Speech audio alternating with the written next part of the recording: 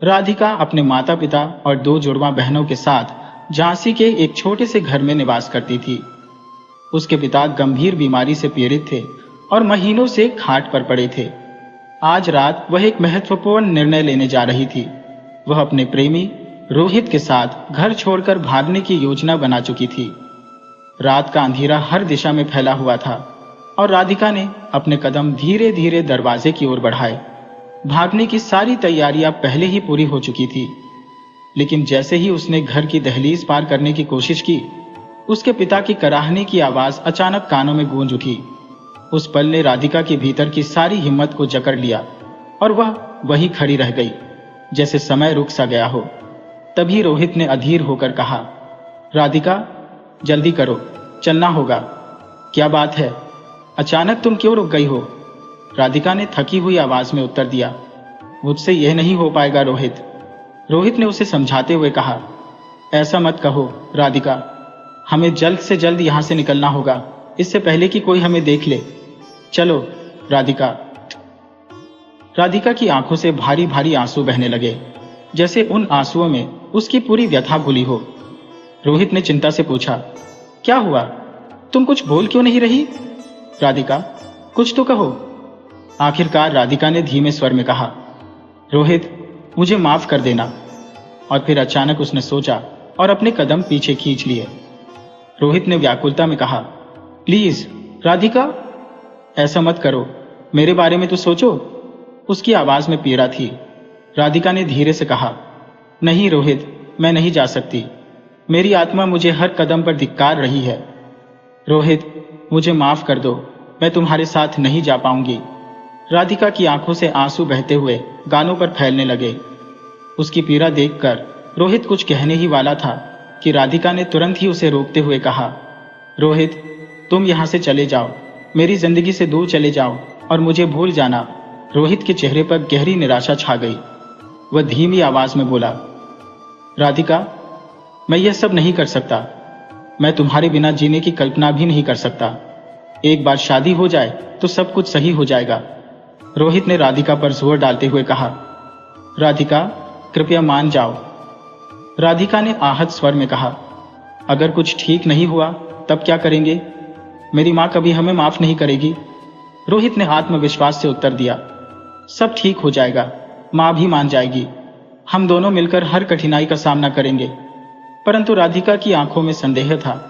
उसने पूछा, मेरे बाबा का क्या होगा? वे इतनी बड़ी मुश्किल सहन नहीं कर पाएंगे। और मेरी बहनों का भविष्य, उनके जीवन पर भी यह फैसला भारी पड़ेगा। राधिका का दिल टूट चुका था। रोहित, नहीं, मैं ऐसा पाप नहीं कर सकती। जाओ, नई दुनिया बसा लो, लेकिन मुझे भूल जाना। रोहित की आंखों में गहरी वेदना झलकने लगी। राधिका, तुमने ही मुझसे बार बार कहा था कि हमें भागना चाहिए, और अब तुम यह कह रही हो कि तुमसे नहीं होगा। मैं यहां सिर्फ तुम्हारी जिद पूरी करने के लिए आया था।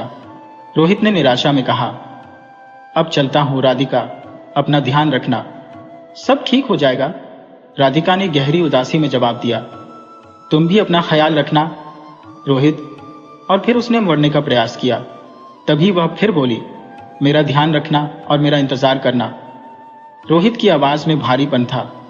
राधिका, मैं तुम्हारे बिना नहीं जी सकता। उसकी आंखों में आंसू उमड़ आए। रोहित अपने आंसू पोंछते हुए बुझे मन से बोला, अपना ध्यान रखना राधिका, तुम भी मेरी मजबूरी समझने की कोशिश करना। राधिका ने शांत भाव से उत्तर दिया, रोहित, मुझे भूलने की कोशिश करना। इतना कहकर वह अपने कमरे की ओर बढ़ गई, जहां उसका दिल पहले से ही भारी हो चुका था। उसी क्षण राधिका के पिता राजवीर सिंह के कमरे से रह रहकर खांसने की आवाजें आ रही थी। जैसे ही उसने अपने पिता की आवाज सुनी, वह तुरंत उनके पास जाकर बैठ गई। शायद राजवीर को पहले से ही इस अनहोनी का आभास हो गया था, इसलिए वे जाग रहे थे। राधिका ने अपने बाबा के पास जाकर कहा, बाबा, अब सो जाइए। राजवीर ने थकी हुई आवाज में उत्तर दिया, नहीं राधिका बेटा, नींद नहीं आ रही। वह अपनी बेटी की मनोदशा को समझते हुए अपनी लाचारगी में बिस्तर पर पड़े रहे। राधिका ने धीरे से पूछा, कुछ चाहिए बाबा? आप सो क्यों नहीं रहे? राजवीर ने गहरी सांस लेते हुए कहा, तू भी तो जाग रही है राधिका, काश मैं तेरा दर्द बांट पाता। उनकी आंखों से आंसू बहने लगे। उन्हें पता था कि राधिका और रोहित एक दूसरे से बेहद प्यार करते हैं, पर फिर भी वे कुछ नहीं कर पा रहे थे। राधिका ने अपने पिता की आंखों में छलकते आंसू देखे और धीरे से बोली, बाबा, आप ऐसा क्यों कह रहे हैं? राधिका सब कुछ समझ चुकी थी, पर उसकी चुप्पी उसकी मजबूरी को भी बयां कर रही थी। राजवीर को इस बात की आहट मिल गई थी कि राधिका घर से भागने का विचार कर रही है। वह रोहित को पसंद करते थे, लेकिन राधिका की मां गायत्री को रोहित बिल्कुल स्वीकार नहीं था। राजवीर ने भारी मन से कहा, मुझे माफ कर देना राधिका, मैं तेरी खुशियां तुझे सौंपने के बजाय खुद तुझ पर एक बोझ बन गया हूं। ये कहते हुए उनकी आंखों में आंसू उमड़ आए। राधिका ने अपने बाबा के आंसू देखे और भावुक होकर कहा, बाबा, मेरी सबसे बड़ी खुशी आप ही है। अगर आप स्वस्थ हो जाए तो मुझे सारी दुनिया की खुशियां मिल जाएंगी। उसने अपनी रुलाई रोकने की कोशिश की, लेकिन उसकी आंखों से भी आंसू बहने लगे। राजवीर ने उसकी ओर देखा और गहरी सांस लेते हुए बोले, काश गायत्री भी वो देख पाती जो मैं रोहित में देखता हूं। वह सिर्फ सच्चा प्रेमी नहीं, बल्कि एक बेहतरीन इंसान भी है। उसकी सादगी और ईमानदारी ने हमेशा मेरे दिल को छुआ है। पता नहीं गायत्री को उसमें क्या कमी नजर आती है। उन्होंने मन ही मन सोच रखा था कि एक दिन वह गायत्री को समझाकर राधिका और रोहित की शादी करा देंगे, लेकिन आज बीमार हालत में पड़े राजवीर ने दुखी होकर कहा, पता नहीं किस पाप की सजा भुगत रहा हूं। अगर मैं आज स्वस्थ होता तो इन बच्चों को एक करने के लिए हर संभव कोशिश करता। उनके दिल में यह दुखी भाव था कि अब वह कुछ करने में असमर्थ है, और शायद यही उनके जीवन की सबसे बड़ी विफलता थी। राजवीर का जीवन उस दिन से एक अंधकारमय मोड़ पर खड़ा था, जब परिवार के तनावों के चलते उनके रक्तचाप ने काबू से बाहर जाकर उन्हें लकवे का शिकार बना दिया। बिस्तर पर गिरे असहायता की स्थिति में वे निःशब्द पड़े थे, जबकि उनके घर की चौखट पर राधिका और रोहित ने अपनी नियति को बदलने की योजना बना रखी थी। एक ऐसे जीवन की तरफ भागने का विचार जो उन्हें अपने परिवार की सख्त दीवारों से दूर ले जाए। लेकिन जैसे ही राधिका ने कदम दहलीज पार करने को उठाया, अचानक राजवीर की कराह भरी आवाज उसके कानों में पड़ी। वह ठिठक गई। उसकी आंखों में आंसुओं की झलक आई, जो राजवीर की वेदनाओं को देख और बढ़ गई थी। दिल में एक अजीब सी ग्लानि उभर आई। क्या वह इतनी स्वार्थी हो सकती है कि उस इंसान को यूं ही छोड़ दे जिसने हमेशा उसके लिए अपने आप को झोंक दिया? राधिका, जो अब अपनी ही सोच में डूबी थी, ये सोच रही थी कि आज जिस हालत में उसके पिता है, क्या वह इसके लिए जिम्मेदार है? उसने अपने आंसुओं से राजवीर के गालों को पोंछा और मन ही मन महसूस किया कि जो व्यक्ति आज इस असहाय अवस्था में पड़ा है, वह उसी की खुशी के लिए लड़ते हुए इस दर्दनाक अंजाम तक पहुंचा है। राजवीर की आंखों में अपने सपनों को तिलांजलि देने का दर्द और राधिका के मन में उन्हें छोड़कर जाने का पछतावा दोनों ही एक असीम गहराई में समा रहे थे। राधिका का मन खुद पर क्रोध से भर उठा। उसने धीमे स्वर में कहा, बाबा, आप आंखें बंद करके सोने की कोशिश कीजिए, अब बहुत रात हो गई है। राजवीर ने थकी हुई आवाज में जवाब दिया, हाँ बिटिया, तू भी जाकर सो जा। राधिका ने पिता को चादर ओढ़ाई और छत की ओर बढ़ गई, जहां वह विचारों में खो गई। वह सोचने लगी, मैं अपनी ही खुशी के लिए क्या करने जा रही थी। मैं कितनी खुदगर्ज हो गई थी। अगर आज मैं इस घर को छोड़ देती तो माँ का क्या होता? एक ओर बाबा की बीमारी और दूसरी ओर मेरी 2 जवान बहनों का भविष्य। मैं अपनी नासमझी से सब कुछ बर्बाद कर रही थी। लेकिन फिर रोहित का ख्याल आते ही उसकी आंखों में आंसू उमड़ पड़े।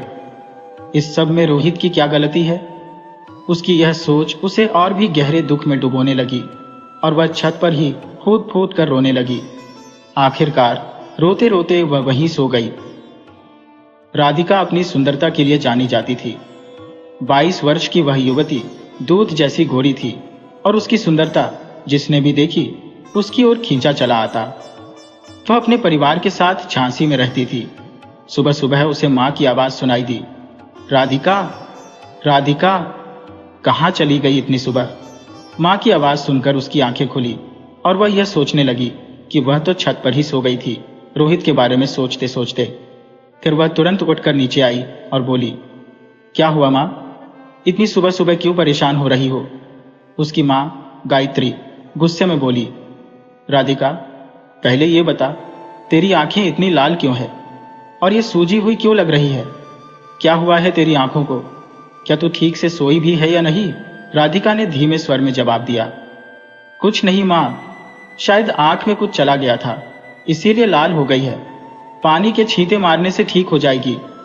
राधिका ने जब अपनी माँ से झूठ बोला तब गायत्री देवी ने उसे देखते हुए कहा, राधिका सुन, आज तेरी दीदी के साथ जयंत भी आने वाला है। नहा धोकर अच्छे से तैयार हो जाना, और हाँ, वो हरा रंग वाला सूट पहन लेना जो पिछली बार लिया था, वो तुझ पर बहुत अच्छा लगता है। राधिका ने माँ की बातों पर नाराजगी जताते हुए कहा, माँ तुम ये सब क्यों कर रही हो? तुम तो जानती हो ना मेरी पसंद। गायत्री देवी ने उसे बीच में टोकते हुए कड़क आवाज में कहा, हाँ जानती हो, तुझे वो फटीचर रोहित पसंद है, लेकिन मैं अब और कुछ सुनने के मूड में नहीं हूं। उसके पास न अपना घर है और न ही कोई खास आमदनी। मास्टरी करके क्या कमाएगा? जितना तेरा बाप कमाता था बस उतना ही कि नारंग के यहाँ ठीक से रहने के लायक नहीं हो सके, न ठीक कपड़े पहन पाए, न ही ठीक से पेट भर सका। राधिका के चेहरे पर पीड़ा उभर आई। उसकी माँ ने फिर से उसके बाबा को ताना मार दिया था। उसने धीरे से कहा, माँ आपको पता है ना, मुझे ये बातें बिल्कुल भी अच्छी नहीं लगती। गायत्री देवी ने उसे तिरस्कारपूर्ण स्वर में जवाब दिया, क्या तेरी पसंद की वजह से हम सबकी जिंदगियां तबाह कर दूं? जयंत दीदी का देवर है, अच्छा दिखता है, घर अच्छा है, कारोबार अच्छा है। तलाकशुदा है तो क्या है, तो पैसे वाला। अगर तू उस घर में जाएगी तो नंदा और मुक्ता की किस्मत भी चमक जाएगी। क्या उनकी भी जिंदगी बर्बाद कर दो तेरे जैसी? राधिका ने थकी हुई आवाज में कहा, माँ तुम्हें जरा भी अफसोस नहीं है? तुम अपनी बेटी को एक तलाकशुदा आदमी के साथ ब्याहने जा रही हो। मैं मेहनत करके नंदा और मुक्ता की जिंदगी खुद सुधार सकती हो। ये शादी कोई हल नहीं है। गायत्री देवी ने एक ठंडी आह भरते हुए कहा, सब किताब की बातें हैं। मैं अनपढ़ और गंवार हो, मैं तो कुछ भी नहीं कमा सकती। तेरे पिता के इलाज का खर्चा कैसे उठाऊंगी? धीरे धीरे करके सारे गहने बेच चुकी हो। अगर तुम तीनों कमाओगी तो तेरे गहने भी बन जाएंगे। राधिका ने दृढ़ता से जवाब दिया, हम तीनों बहनें पढ़ लिख कर अच्छी नौकरियां करेंगी, बाबा भी फिर से ठीक हो जाएंगे। माँ हमें सब कुछ ठीक करना है। राधिका ने माँ को समझाने का प्रयास किया, लेकिन गायत्री देवी ने एक सख्त आवाज में कहा, झूठे दिलासों से जिंदगी नहीं चलती राधिका। अगर तुम सच में सबकी जिम्मेदारी लेने को तैयार हो तो बस इस शादी के लिए हाँ कर दो।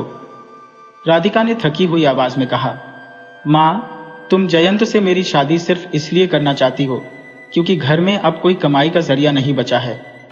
तुम चिंता मत करो, मैं जल्द ही कोई दूसरी नौकरी ढूंढ लूंगी। तब तक मेरी ट्यूशन की कमाई से जैसे तैसे काम चलाओ, सब कुछ ठीक हो जाएगा। गायत्री जी ने गुस्से से कहा, मैं अब कुछ सुनने के मूड में नहीं हूं। तुम वही करोगी जो मैं कह रही हूं। रोहित से तुम्हारी शादी कभी नहीं होगी। राधिका ने आंसुओं को रोके हुए कहा, माँ तुम्हें डर है कि मैं रोहित से शादी न कर लूं। तो सुन लो माँ, मैं रोहित से शादी नहीं करूंगी, पर जयंत से भी शादी नहीं करूंगी, और यही मेरा अंतिम निर्णय है। इतना कहकर राधिका तेजी से अपने कमरे में चली गई और बिस्तर पर गिरकर फूट फूट कर रोने लगी। काफी देर बाद जब उसने खुद को संभाला तो वह नहा धोकर तैयार होने लगी। उसकी आंखों में एक दृढ़ निश्चय की चमक थी। तभी उसकी मां ने कमरे में आकर कहा, अरे राधिका, मैंने तुझे हरे रंग का सूट पहनने को कहा था और तुमने सफेद रंग का पहन लिया।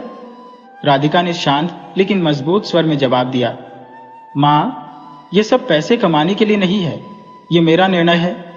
उसकी मां ने गुस्से से कहा, बेटा जयंत आने वाला है और तुम यहां बेकार की बातें कर रही हो। राधिका ने बिना झिझके कहा, मां ये बेकार की बातें नहीं है, यही मेरा अंतिम फैसला है। सफेद रंग के सूट में हल्की कानों की बालियां पहने हुए राधिका बेहद सुंदर लग रही थी, मानो उसका निर्णय ही उसकी शान हो। हाथ में सर्टिफिकेट्स की फाइल थामे हुए राधिका अपने ही कॉलेज के प्रिंसिपल से मिलने के लिए निकली। जैसे ही उसने स्कूटी स्टार्ट की, गायत्री माँ ने पूछा, राधिका कहाँ जा रही हो? दीदी आने वाली है। राधिका ने जवाब दिया, माँ तुम खुद ही सोच लो क्या कहना है, और फिर स्कूटी लेकर तेजी से कॉलेज की ओर निकल गई। कॉलेज पहुंचकर वह सीधे प्रिंसिपल मैम के ऑफिस में गई। दरवाजे पर पहुंचते ही उसने पूछा, मैम, क्या मैं अंदर आ सकती हूँ? मैम ने मुस्कुराते हुए कहा, अरे राधिका, आओ बैठो। कैसी हो और आज यहाँ कैसे आना हुआ?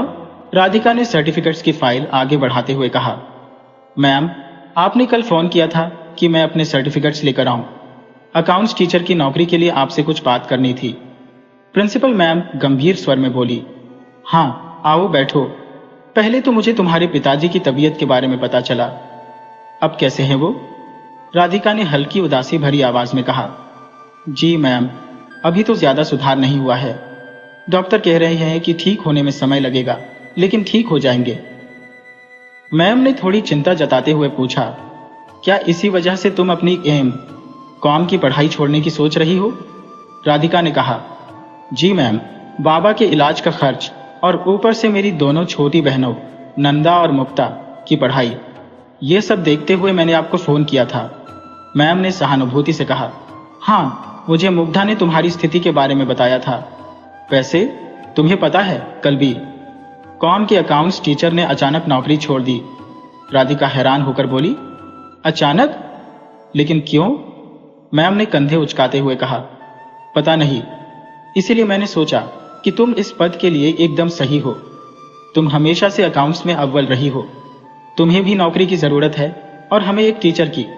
अगर तुम यह नौकरी स्वीकार कर लो तो तुम्हारी दोनों बहनों की पढ़ाई में कोई बाधा नहीं आएगी और तुम्हारी 1 साल की फीस भी माफ हो जाएगी।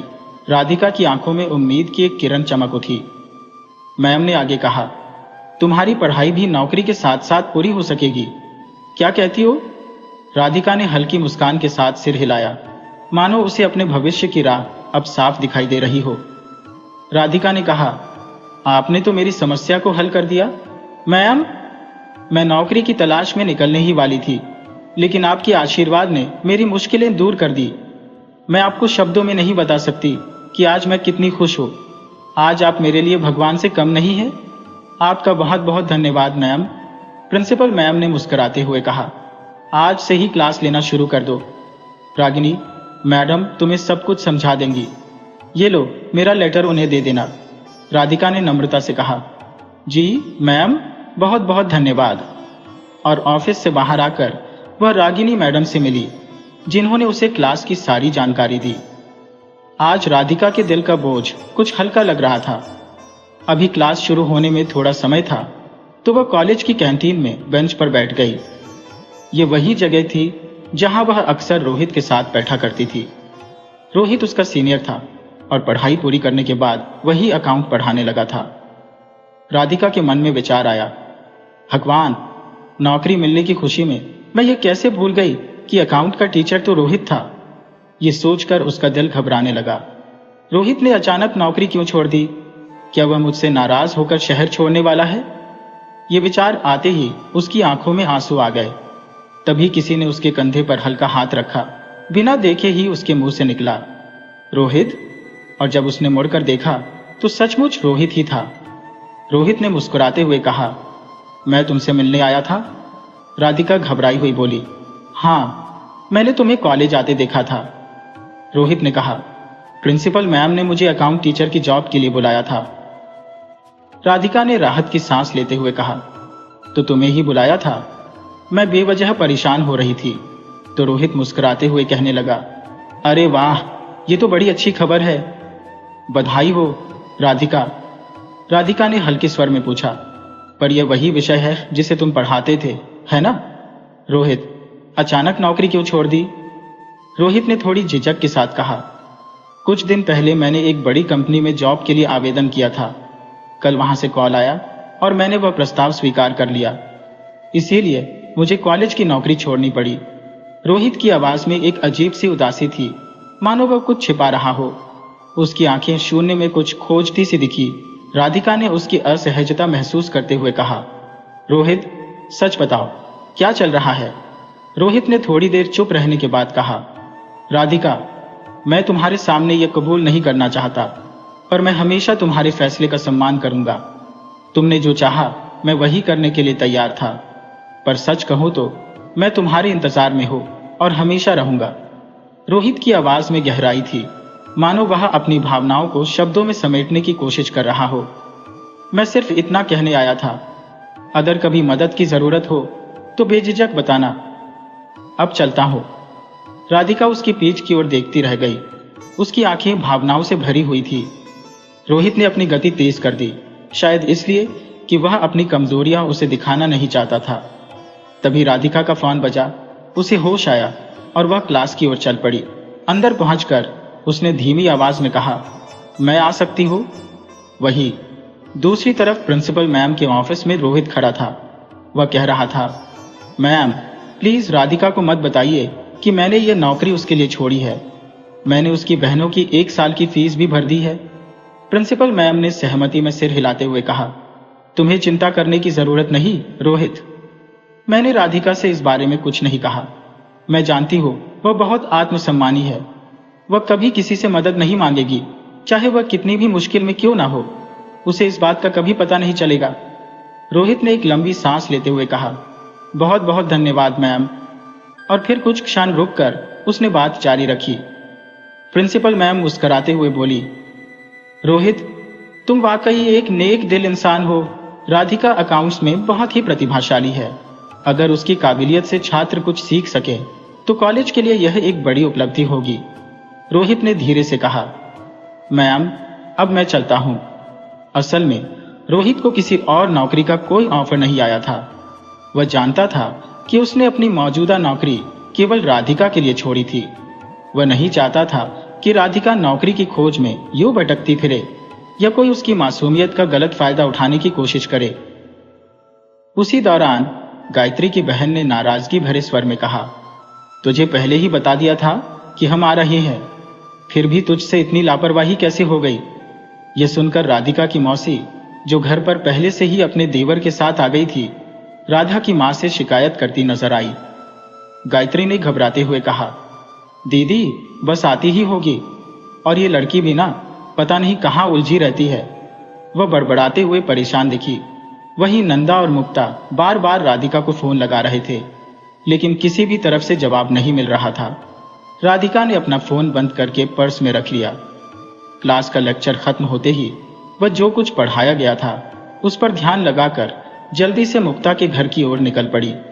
मुक्ता उसकी बचपन की सहेली थी और जब से बाबा बीमार पड़े थे, मुग्धा ने उसके साथ मिलकर बच्चों को ट्यूशन पढ़ाना शुरू कर दिया था। मुग्धा ने इसे अपने शौक के तौर पर किया, जबकि राधा अपनी मजबूरी में घर की आवश्यकताओं को पूरा करने लगी थी। जब राधिका क्लासरूम में पहुंची, ममता ने उसे देखते ही चौंक कर पूछा, अरे तुम तो कल रात रोहित के साथ कॉलेज से निकली थी, सब ठीक है ना? राधिका ने ठंडी सांस लेते हुए जवाब दिया, हाँ सब ठीक है। लेकिन उसने थोड़ा रुक कर कहा, काफी सोचने के बाद मैंने अपना फैसला बदल लिया। अब मुझे समझ आ गया है कि हालात से घबराने के बजाय उनका सामना करना चाहिए। ममता ने चिंतित होते हुए पूछा, अब क्या सोचा है तुमने? राधिका ने दृढ़ता से कहा, अब मैं बाबा की सारी जिम्मेदारियां खुद उठाऊंगी और नंदा और मुक्ता को भी आगे बढ़ाने में मदद करूंगी। माँ यही चाहती है कि मैं रोहित से शादी न करूं, और मैंने तय कर लिया है मैं वो शादी नहीं करूंगी। मैं उस अधीर जयंत से शादी किसी भी हाल में नहीं करूंगी। मुग्धा ने कहा, यही बात होनी चाहिए। मुझे समझ नहीं आता मौसी ने माँ के दिमाग में क्या भर दिया है कि उन्हें वो अधीर जयंत पसंद आने लगा है। उसी समय मुग्धा के फोन पर नंदा का कॉल आया। नंदा ने कहा, मुग्धा दीदी, क्या राधिका दीदी तुम्हारे साथ हैं? उनका फोन बंद आ रहा है और घर में हंगामा मचा हुआ है। रोते हुए नंदा ने सारी बात बताई तो मुग्धा ने चिंता से पूछा, क्या हुआ नंदा? साफ साफ बताओ, तुम रो क्यों रही हो? बाबा तो ठीक है ना? नंदा ने रोते हुए कहा, बाबा ठीक है, लेकिन यहाँ कुछ बड़ा हुआ है। मुग्धा ने तुरंत नंदा से फोन लेकर कहा, तू क्यों रो रही है? क्या हुआ है? मैं तुरंत घर आ रही हूँ। इसके बाद राधिका ने बिना वक्त गंवाए घर की ओर रुख किया। उधर घर में राधिका की मौसी उसकी माँ गायत्री से कह रही थी, मैं पहले ही कह रही थी कि तेरी बेटी के लक्षण ठीक नहीं है। सुबह से शाम हो गई, कोई खबर नहीं है। जरूर किसी के साथ भाग गई होगी। इतना अच्छा रिश्ता लाकर दिया था, तुम लोग आराम से जिंदगी भर मौज करते। गायत्री हताश होकर बोली, दीदी मेरी किस्मत ही खराब है। हमेशा से तंगी में ही जीती आई हूँ। अब तो हमें ही मरना लिखा है। मौसी ने जयंत की ओर इशारा करते हुए कहा, क्यों मरे, अभी कुछ नहीं बिगड़ा है। अगर राधिका को नहीं तो मुक्ता भी है, दोनों एक जैसी ही तो हैं। क्या कहता है जयंत? जयंत ने सिर हिलाते हुए कहा, जैसा आप ठीक समझें भाभी। उसने मुक्ता की ओर एक बुरी नजर डालते हुए कहा, लेकिन दीदी, मुक्ता तो अभी बहुत छोटी है। गायत्री ने झुंझलाकर कहा, छोटी क्या, 19 साल की हो गई है, अब ज्यादा मत सोचो। पहले के जमाने में भी तो कम उम्र में ऐसे ही शादियां होती थी। फिर भी दीदी, अब तो हाँ कर ही दे, इतने पैसे वाले घर का रिश्ता बार बार नहीं मिलता। गायत्री की बहन ने यह बात जोर देकर कही, अगर राधिका नहीं मानी तो मुक्ता ही सही। यह सुनकर मुक्ता के दिल में अजीब सी घबराहट भर आई और वह चक्कर खाकर गिर पड़ी। नंदा ने तुरंत मुग्धा को फोन मिलाया। गायत्री के दिमाग में उसकी बहन की बातें ही घूम रही थी और माँ की ममता जैसे कहीं खो गई थी। मौसी ने भी मुक्ता को तैयार करवा दिया और सगाई की रस्में शुरू कर दी। तभी अचानक दरवाजे से राधिका धड़धड़ाती हुई अंदर आई और बिना कुछ कहे सारा सामान फेंकने लगी। उसकी इस हरकत से गायत्री हैरान रह गई, क्योंकि उसे उम्मीद नहीं थी कि हमेशा शांत रहने वाली राधिका इतना आक्रामक रूप भी धारण कर सकती है। गायत्री ने गुस्से में कहा, यह क्या बदतमीजी है राधिका, हमारे रिश्तेदार आए हुए हैं और तुम इस तरह उनका अपमान कर रही हो। गायत्री की बहन भी पूरे गुस्से में आकर चिल्लाई, गायत्री, तुम्हारे घर में हमारा ये अपमान। चलो जयंत, यहां से। राधिका ने चुप्पी तोड़ी। जाओ मौसी, तुम्हें किसने रोका है, निकलो यहां से। इतने में गायत्री ने गुस्से में राधिका के गाल पर एक जोरदार थप्पड़ जड़ दिया और कहा, यह क्या तरीका है अपनी मौसी से बात करने का। राधिका ने सीधा जवाब दिया, मौसी? माँ? क्या इन्हें मौसी का मतलब पता है? मौसी का अर्थ माँ जैसी होता है, लेकिन इनमें माँ जैसी कोई बात नहीं है। ये बस चाहती है कि मेरी शादी जयंत से हो जाए ताकि मैं इनके नीचे दबी रहूं और ये उसकी दौलत पर ऐश करती रहे। है ना मौसी, सही कह रही हो। गायत्री की बहन ने भड़कते हुए कहा, क्या बकवास कर रही हो तुम? गायत्री, अपनी बेटी को समझाओ। राधिका ने हिम्मत नहीं हारी और बोली, मैं सच कह रही हूं मौसी। जब मैं गायब हो गई थी तब आप सबने यही सोचा था कि मैं भाग गई हूं। आपको बस इस बात का डर था कि कहीं आपकी आरामदायक जिंदगी छीन न जाए, इसलिए आपने मुक्ता को बलि का बकरा बना दिया। गायत्री की बहन ने गुस्से में कहा, तेरी बेटी पागल हो गई है। राधिका ने कहा, नहीं, पागल मैं नहीं, ये चालें आपकी है। मुक्ता सीधी है, इसलिए आपके काबू में आ सकती थी, लेकिन नंदा से तो आप खुद डरती हैं। गायत्री और उसकी बहन ने कुछ पल के लिए एक दूसरे को देखा, लेकिन राधिका के शब्दों की सच्चाई उनके चेहरे पर साफ झलक रही थी। गायत्री, चलो जयंत, तुम्हें ऐसी कई लड़कियां मिल जाएंगी, मौसी ने गुस्से में कहा और वे वहां से चले गए। मैंने तुरंत मां से कहा, मां, होश में आओ। क्या तुम सचमुच अपनी बेटियों का भविष्य तबाह करके खुश रह पाओगी? ऐसी शादी से जो खुशियां आएंगी, क्या वे तुम्हें सच्चा सुख देंगी? गायत्री कुछ देर तक चुप बैठी रही। शायद उसे अपनी गलतियों का एहसास होने लगा था। फिर मौसी गुस्से में बोली, तेरी बेटी की बकवास सुनने का वक्त नहीं है हमारे पास। हाँ या ना में जवाब दो और फिर बैठकर अपनी किस्मत को कोसती रहो। राधिका की बातें अब गायत्री को भी समझ में आने लगी थी। उसने साहस जुटाकर कहा, दीदी, आप जा सकती है। भगवान ने मेरी आंखें खोल दी है। मैं मां होकर अपनी बेटियों का दर्द नहीं समझ पाई। धन के लालच में अंधी हो गई थी, लेकिन अब नहीं, अब कोई रिश्ता नहीं होगा।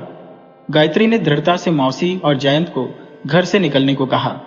मौसी बोली, होश में आओ गायत्री, तुम अपनी जिंदगी बर्बाद कर रही हो। जयंत को मैं मना लूंगी, अभी भी कुछ नहीं बिगड़ा है। लेकिन गायत्री अडिग रही। मैंने कह दिया ना, दीदी, यहां से निकल जाइए, इससे पहले कि मेरे हाथों आपका अपमान हो। चले जाइए। गायत्री की बहन फिर से गुस्से में बोली, तू राधिका की बातों पर भरोसा करके अपनी जिंदगी बर्बाद कर रही है। गायत्री ने जवाब दिया, अब बहुत हो गया दीदी, तुम जाओ यहां से। नंदा ने मौसी और जयंत को बाहर का रास्ता दिखाते हुए दरवाजा बंद कर दिया। मुक्ता राधिका के गले लगकर फूट फूट कर रोने लगी। तब राधिका ने कहा, चुप हो जा, जब तक मैं हूं कोई भी मेरी बहनों को कुछ नहीं कर सकता। तभी नंदा ने ताली बजाते हुए कहा, वाह दीदी, आपने तो कमाल कर दिया। और वह राधिका के गले लग गई। फिर मजाकिया लहजे में बोली, दीदी आप तो छुपी रुस्तम निकली। राधिका ने जवाब दिया, क्या चाहती है नंदू? नंदा ने हंसते हुए कहा, अरे दीदी आप जो हमेशा डरने वाली थी, इतनी बड़ी हिटलर निकलेंगी, हमें तो पता ही नहीं था। सही कहा ना मुक्ता, ये हमारी हिटलर दीदी है। आज तो मजा आ गया। मौसी और जयंत की शक्ल देखने लायक थी। राधिका ने हल्के से डांटते हुए कहा, नंदू मजाक नहीं उड़ाते। तभी गायत्री देवी बोली, क्या कहूं, मैं अपनी स्वार्थपूर्ण इच्छाओं में इतनी अंधी हो गई थी कि अपनी बच्ची की जिंदगी तबाह करने जा रही थी। और वे रोने लगी। राधिका ने कहा, माँ अब चुप हो जाओ, अंत भला तो सब भला। गायत्री देवी ने जवाब दिया, कैसे भूल जाऊं? अगर मैंने दीदी की बातों में आकर तेरे बाबा से झगड़ा नहीं किया होता तो आज ये हाल ना होता। मैं तो तुम सबकी गुनहगार हूं। राधिका ने कहा, माँ शांत हो जाओ, सब ठीक हो जाएगा। तभी राधिका को याद आया और वह बोली, माँ बाबा इतने शांत कैसे हैं? इस घर में इतना कुछ हो रहा है और वे कुछ नहीं कह रहे। राधा दौड़कर अनंत बाबा के पास पहुंची, लेकिन राजवीर गहरी नींद में सो रहे थे। राधिका ने उन्हें जगाने की कोशिश करते हुए कहा, बाबा उठो उठो, लेकिन वे नहीं उठ रहे थे। राधिका घबराकर बोली, माँ बाबा क्यों नहीं उठ रहे? गायत्री ने सिर झुका लिया। राधिका ने फिर कहा, माँ आप मुझसे कुछ छुपा रही है, क्या हो रहा है? तभी मुक्ता बोली, दीदी इन्हें प्रसाद में नींद की दवा दी गई थी ताकि रस्मों में कोई बाधा ना आए। राधिका ने चौंकते हुए पूछा, किसने दी? मुक्ता ने जवाब दिया, ये सब मौसी का किया धरा है। राधिका ने गहरी सांस लेते हुए कहा, अच्छा अब तुम कॉलेज जाना शुरू कर दो, कल से कॉलेज जाना मत भूलना। राधिका ने कहा, मैंने सुना था कि फीस की चिंता थी, लेकिन अब सब ठीक है। तुम लोगों की 1 साल की फीस तो हमने प्रिंसिपल से माफ करवा दी, और हाँ मुझे भी कॉलेज में अकाउंट्स पढ़ाने की नौकरी मिल गई है। अब सब कुछ धीरे धीरे संभल जाएगा।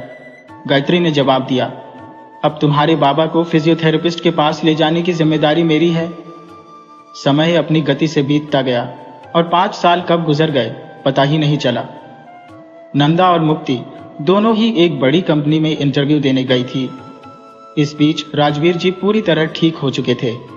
बीमारी के कारण नौकरी तो छोड़नी पड़ी, लेकिन उन्होंने घर पर ही बच्चों को ट्यूशन देना शुरू कर दिया था।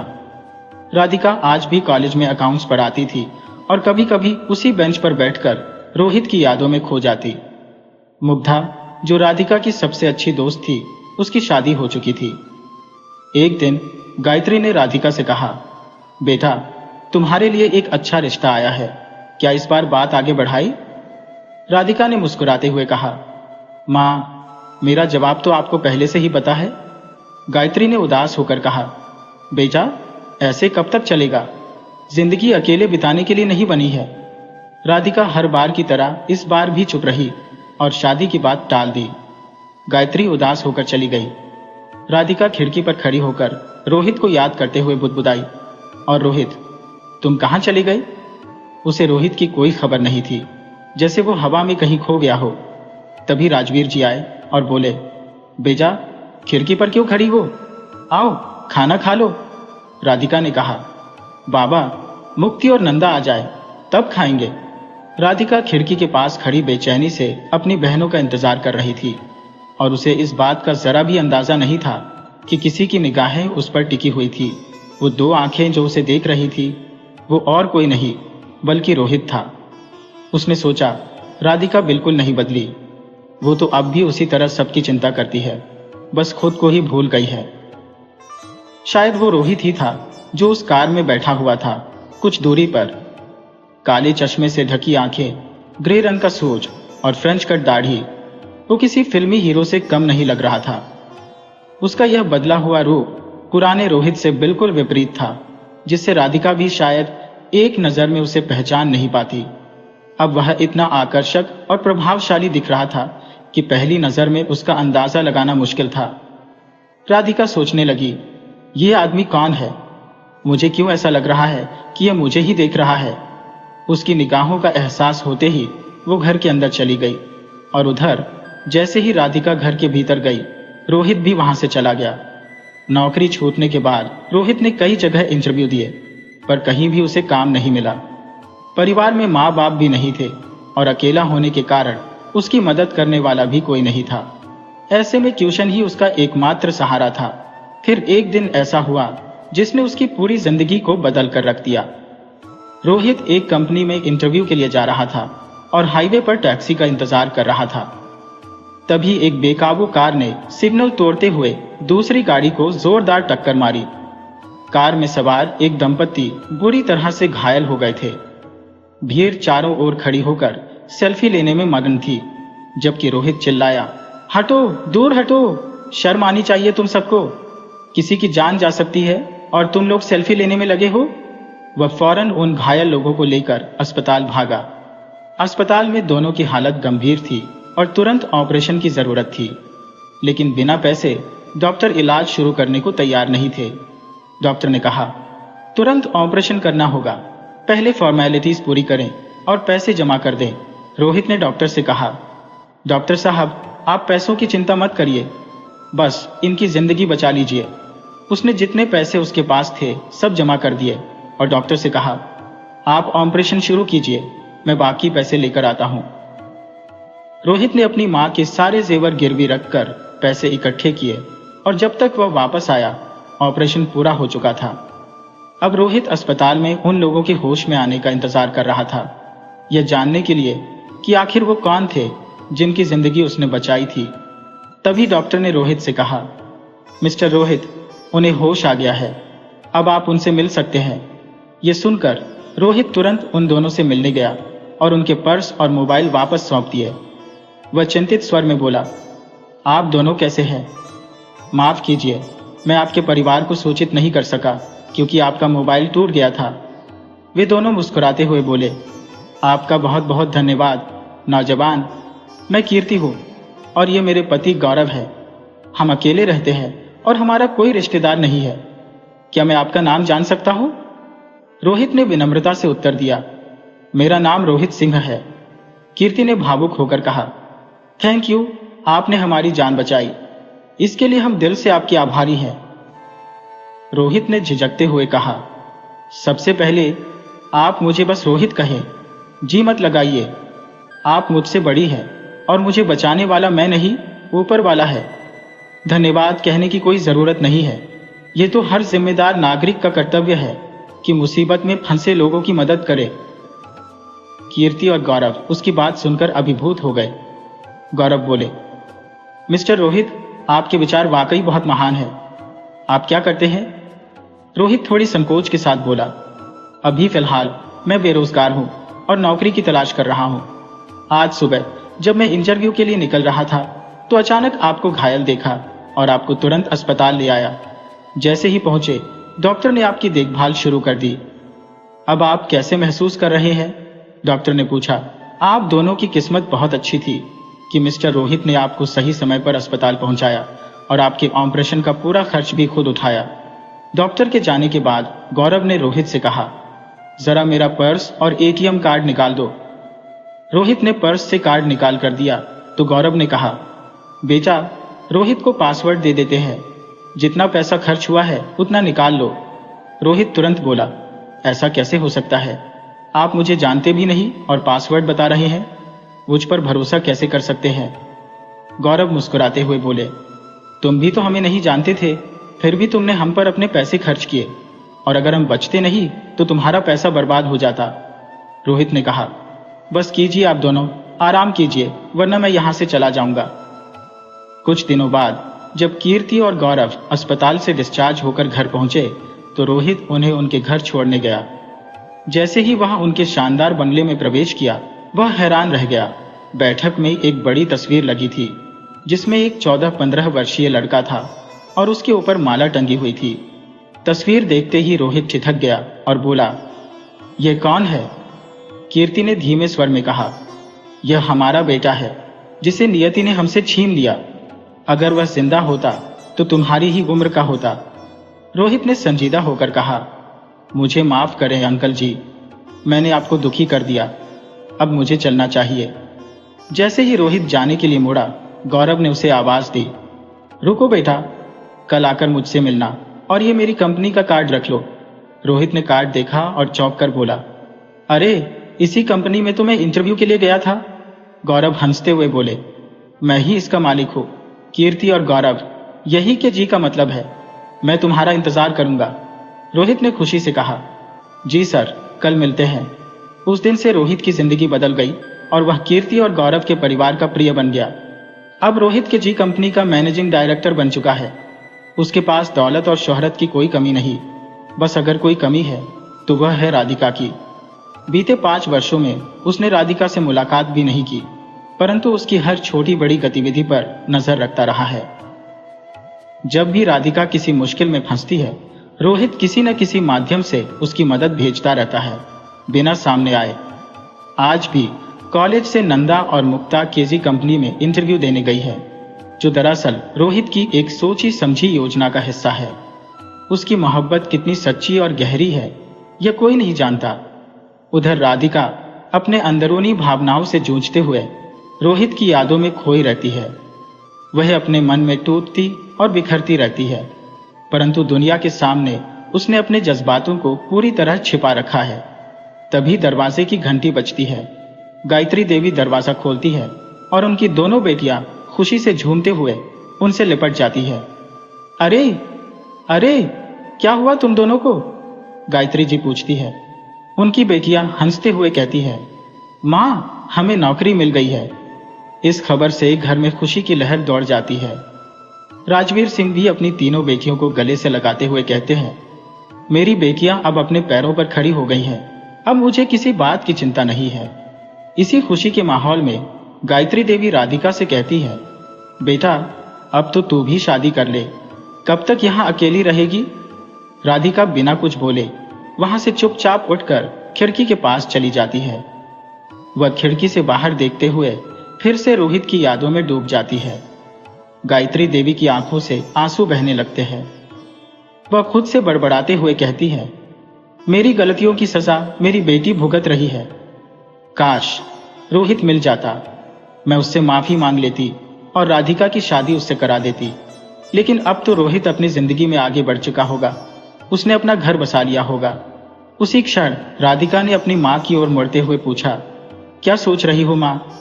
गायत्री ने तुरंत आंसू पोंछे और मुस्कुराते हुए बोली, कुछ नहीं बेटी, आज तो खुश होने का दिन है।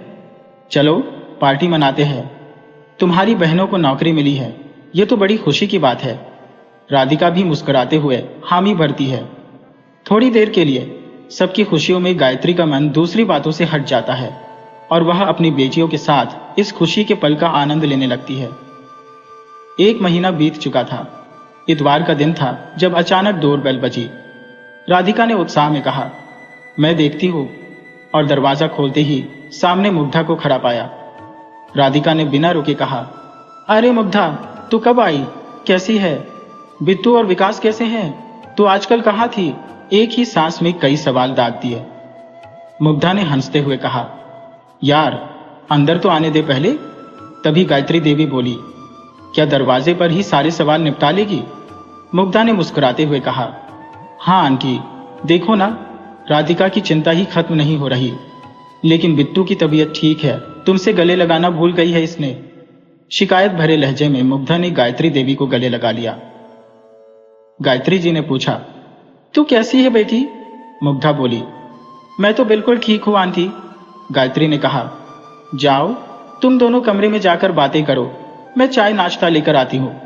दोनों ने हामी भरी और कमरे की ओर चल दी। मुग्धा, रोहित और राधिका तीनों बचपन के घनिष्ठ मित्र थे। मुग्धा को इतने लंबे समय के बाद देखकर राधिका ने कहा, तुझे देखकर पुराने दिन याद आ गए। मुग्धा ने सहमति में सिर हिलाया और कहा, मुझे भी बहुत याद आती है उन दिनों की। फिर उसने सीधे पूछा, अच्छा ये बता, तूने अपनी जिंदगी के बारे में क्या सोचा है? राधिका को कुछ समझ नहीं आया और उसने पूछा, किस बारे में?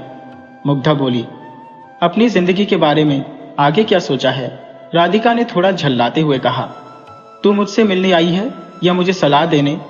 मुग्धा ने हंसते हुए कहा, अरे बाबा, नाराज मत हो, लेकिन सच बता, तू कब तक ऐसे ही अकेली रहेगी?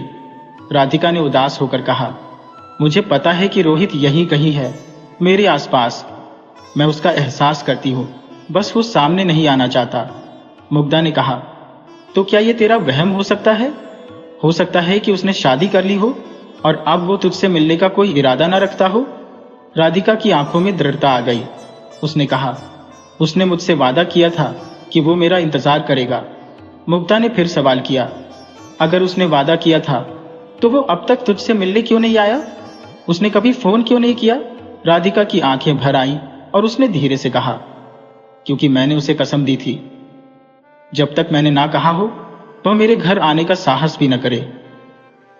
मैंने ही कहा था कि मैं उसे खुद फोन करूंगी। तो राजमुद्रा बोलने लगी, कभी हिम्मत ही नहीं हुई राधिका की। बाहर का मौसम बेहद लुभावना हो चला था। हवा के साथ चाय की ताजगी में घुलते हुए नाश्ते का आनंद लिया जा रहा था। दोनों सहेलियां बालकनी में पुरानी यादों में खोई हुई थी।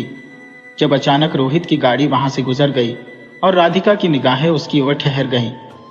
रोहित ने जैसे ही गाड़ी रोकी, राधिका का चेहरा गंभीर हो उठा। आज तो उसकी खैर नहीं, वह ठानते हुए बोली, रुक, मैं अभी आती हूं। मुग्धा ने फौरन पूछा, अरे बताना तो सही, आखिर हुआ क्या? राधिका ने जवाब दिया, अरे इस गाड़ी वाले ने मेरा दिमाग चाट रखा है। जब भी यहां से गुजरता है अपनी गाड़ी को किनारे लगाकर मेरी खिड़की की ओर देखता है। अभी भी वही किया है, फिर से गाड़ी रोक दी है। मुग्धा ने मजाक में कहा, अरे छोड़ ना, तू इतनी सुंदर है कि कोई भी पागल हो जाए। चल आज कहीं घूमने चलते हैं, काफी दिन हो गए हैं। राधिका ने हामी भरते हुए कहा, हाँ चलो, बहुत वक्त हो गया है हमारी फेवरेट जगहों पर गए हुए। फिर उसे ध्यान आया, तेरा बेटा बिट्टू? मुग्धा मुस्कुराते हुए बोली, उसको तो मैं मां के पास छोड़ आई हूं। अब बिट्टू 2 साल का हो गया है तो उसे आराम से संभाल लिया जाएगा। पहले हम घूमेंगे, फिर शॉपिंग मॉल जाएंगे और बाद में डिनर करेंगे।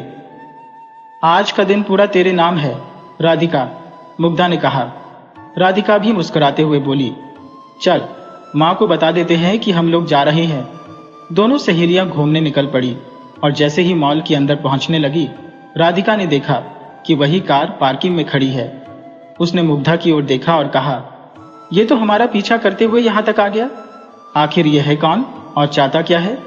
मुग्धा ने राधिका को शांत करते हुए कहा, तू मॉल के अंदर चल, मैं इसको सबक सिखाकर आती हूं। राधिका के अंदर जाते ही मुग्धा ने रोहित की ओर कदम बढ़ाए। जैसे ही वह पार्किंग में पहुंची, उसने देखा कि कार खाली थी। चारों तरफ नजर दौड़ाने पर भी उसे कुछ नहीं दिखा। तभी उसने वॉचमैन से पूछा, अरे इधर आओ, अभी अभी जो इस गाड़ी में था वह कहाँ गया? वॉचमैन ने इशारा करते हुए कहा, वो साहब उधर खड़े हैं, फोन पर बात कर रहे हैं। मुग्धा ने नजर घुमाई और देखा कि रोहित फोन पर व्यस्त था। उसकी पीठ मुग्धा की तरफ थी। मुग्धा ने गुस्से से सीधा रोहित के सामने जाकर कहा, तुम्हारी क्या प्रॉब्लम है? क्यों मेरी सहेली का पीछा करते हो? रोहित ने फोन पर बात जारी रखते हुए उसे नजरअंदाज कर दिया। मुग्धा को और गुस्सा आया और उसने जोर से कहा, ए मिस्टर, सुनिए, मैं आपसे ही बात कर रही हूं। रोहित ने धीरे धीरे मुड़कर देखा और उसकी नजरें जैसे ही मुग्धा पर पड़ी, वह हैरान रह गया। मुग्धा अचानक रुक गई। उसकी आंखों में एक अजीब सी नमी तैरने लगी। वह धीरे से बोली, रोहित? रोहित ने फोन काटते हुए कहा, मुग्धा तुम?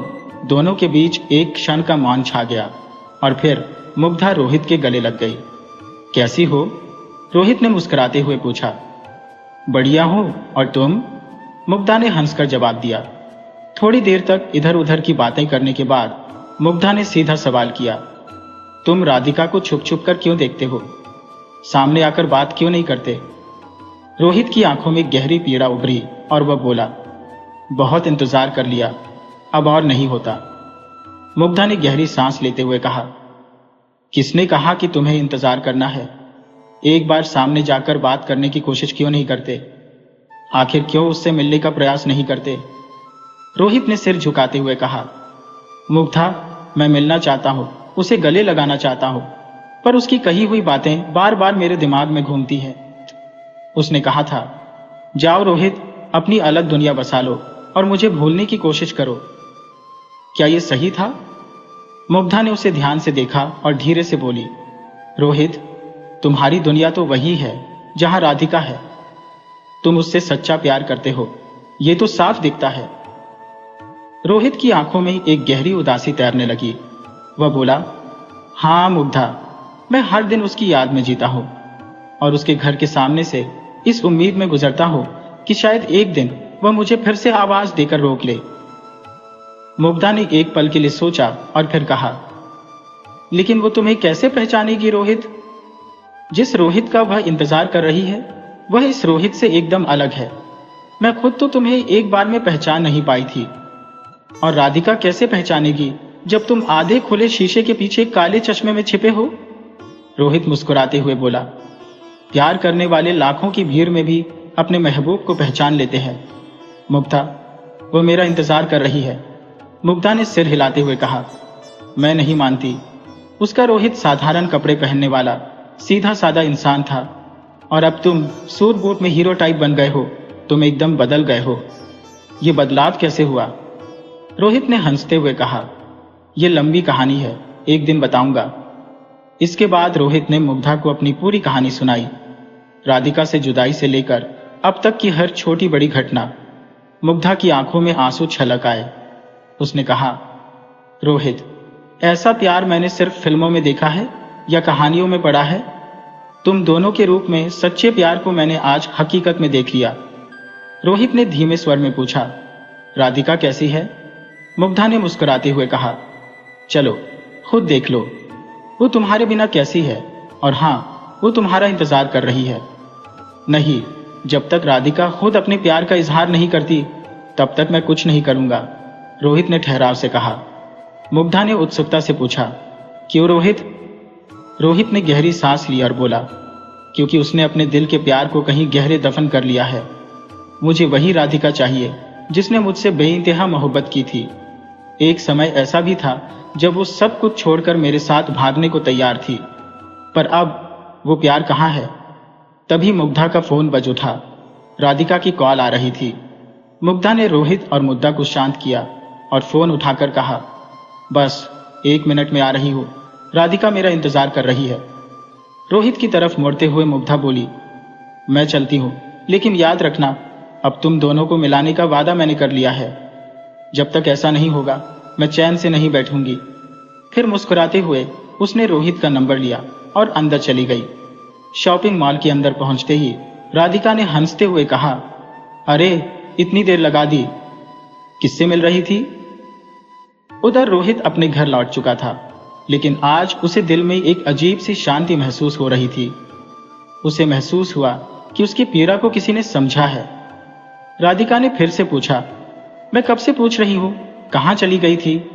किससे इतनी देर बातें कर रही थी? मुग्धा ने थोड़ा रुकते हुए कहा, अरे थोड़ा ठहर तो सही, एक सांस तो लेने दे। पार्किंग में पहुंची तो वहां कोई नहीं था। मैंने वॉचमैन से पूछा, उसने जो दिशा बताई वहां गई, लेकिन वहां भी कोई नहीं था। राधिका ने राहत की सांस लेते हुए कहा, अच्छा ही हुआ, खुद ही चला गया। चल अब शॉपिंग करें। मुग्धा ने मन ही मन सोचा, राधिका मुझे माफ कर देना, मैंने तुझसे झूठ बोला। अगर मैं सच बता देती तो शायद तू समझ नहीं पाती कि अब तेरी भी बेचैनी उसी रोहित के लिए है जिससे मिलने को तू तड़प रही है। क्या हुआ तेरे सामने होगा, ये मेरा खुद से और रोहित से किया गया वादा है। आज तेरे साथ समय व्यतीत करने के बाद मन एकदम हल्का हो गया है। चल अब मैं निकलती हूँ, राधिका बोली। माँ इंतजार कर रही होगी। मुग्धा ने उसे रोका। राधिका रुकना, नक्शा चलेंगे तो सही। राधिका थोड़ा असमंजस में पड़ गई। अरे रुक क्यों, पापा की गाड़ी बस आने ही वाली है। पहले तुझे घर छोड़ दूंगी, फिर मैं जाऊंगी। रात के 9 बजे बज रहे थे। मुग्धा अपने पिता की गाड़ी में राधिका को घर छोड़ने के बाद अपने घर की ओर चल पड़ी। जब वह पहुंची तो देखा कि माँ बेसब्री से इंतजार कर रही थी। बिट्टू गहरी नींद में सो चुका था। माँ, बिट्टू ने ज्यादा परेशान तो नहीं किया? मुग्धा ने पूछा। माँ ने मुस्कुराते हुए कहा, नहीं, परेशान तो नहीं किया, लेकिन वह बार बार तुझे ही पूछता रहा। मुग्धा ने प्यार से बिट्टू का माथा चूमा और माँ के साथ बैठक में चली गई। बैठते ही बोली, माँ कुछ कॉफी पीने का मन हो रहा है, क्या आप भी लेंगी? माँ ने स्वीकृति में सिर हिलाया और पूछा, गायत्री बहन कैसी है? उनके घर में अब सब ठीक है ना?